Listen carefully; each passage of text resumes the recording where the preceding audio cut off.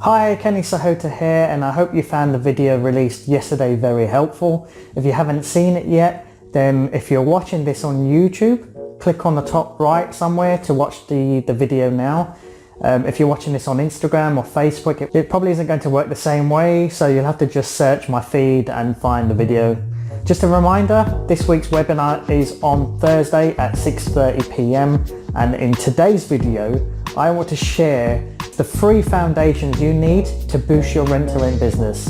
On the live webinar tomorrow, I'll be sharing tons more, so if you want to know what they are, make sure you register for the webinar if you haven't done so yet. There will be a live Q&A at the end of the webinar too, so feel free to send in your questions beforehand and we'll get those answered for you during the webinar. Don't worry if you can't make it, the webinar will be recorded.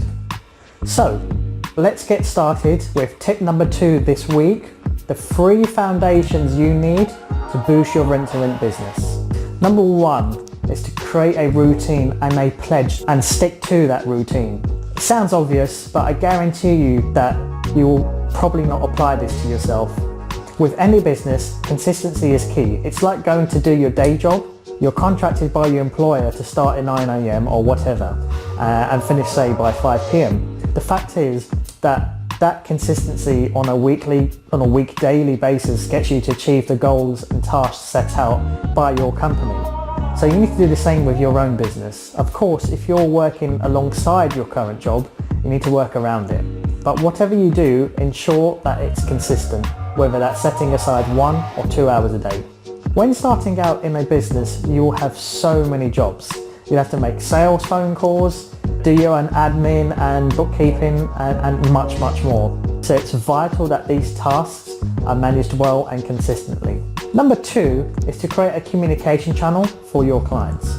Of course you can use your mobile phone, but do you really want all of your clients, be it landlords or tenants or anyone else, have access to your personal number? On top of that, you want to position yourself as a professional company.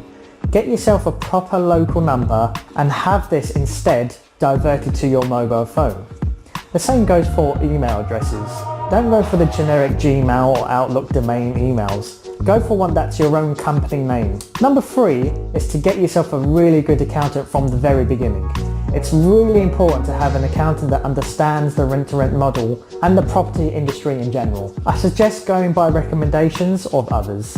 Attend networking events and get out there, ask those questions. On the subject of accounting, what you want to do from the beginning is have a standardized system or a procedure that allows you to reconcile and record income and expenses, including all of your receipts and invoices. Now, a good accountant can implement this in place for you. If you are doing this yourself to start with, ensure it's something you're sticking to on a regular basis. Don't miss doing this, otherwise it builds up fast and you will start to forget what certain payments were for. So there you have it. Those are 3 foundations you need to have that will get you a massive head start within your rent-to-rent business.